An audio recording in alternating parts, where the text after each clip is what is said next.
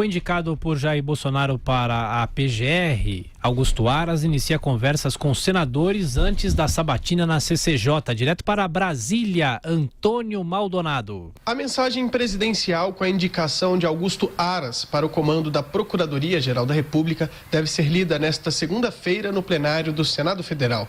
Esta é apenas a primeira etapa que o atual subprocurador-geral da República terá que vencer para assumir a chefia do Ministério Público Federal. Após a leitura, a indicação segue para a Comissão de Constituição e Justiça, onde a presidente, senadora Simone Tebet, escolhe um parlamentar para fazer um parecer sobre a indicação do presidente da República. Independentemente do conteúdo desse relatório, Augusto Aras terá que passar por uma sabatina na CCJ, nos moldes de como acontece com indicados para ocupar cadeiras no Supremo Tribunal Federal ou para comandar embaixadas brasileiras no exterior. Para tentar aliviar o tom dos questionamentos e já garantir um certo apoio, o indicado a Procurador-Geral da República inicia já nesta segunda-feira uma série de reuniões com senadores. A ideia dele é conversar individualmente com cada um dos 81 parlamentares antes da sabatina, que deve ocorrer no próximo dia 18. Após a sabatina, a CCJ vota o relatório e, de novo, independentemente do resultado, a indicação segue para o plenário, que é onde, de fato, se decide sobre a questão. Ao deixar o desfile de comemoração do 7 de setembro, neste sábado, o presidente Jair Bolsonaro falou sobre a indicação do novo PGR e sobre os vetos ao projeto de abuso de autoridade. Acredito que ele passe lá no Senado sem problemas.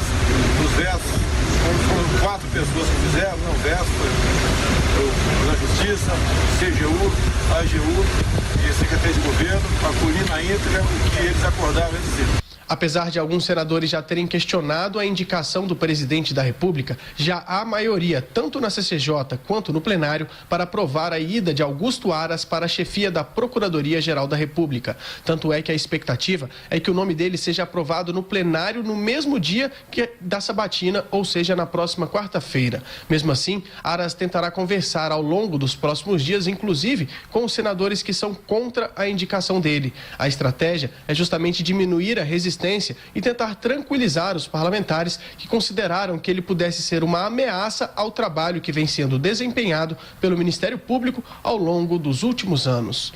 De Brasília, Antônio Maldonado. Existe essa indisposição com Aras por parte dos próprios procuradores, os da Lava Jato, a ANPR, setores aí nos estados. Ele vai ter de neutralizar isso. Nunca foi alguém que tem um grupo próprio dentro da Procuradoria, atuou sempre sozinho, muito descolado de todos os grupos, sempre foi um crítico da atuação corporativista de entidades como a ANPR, da própria lista tríplice.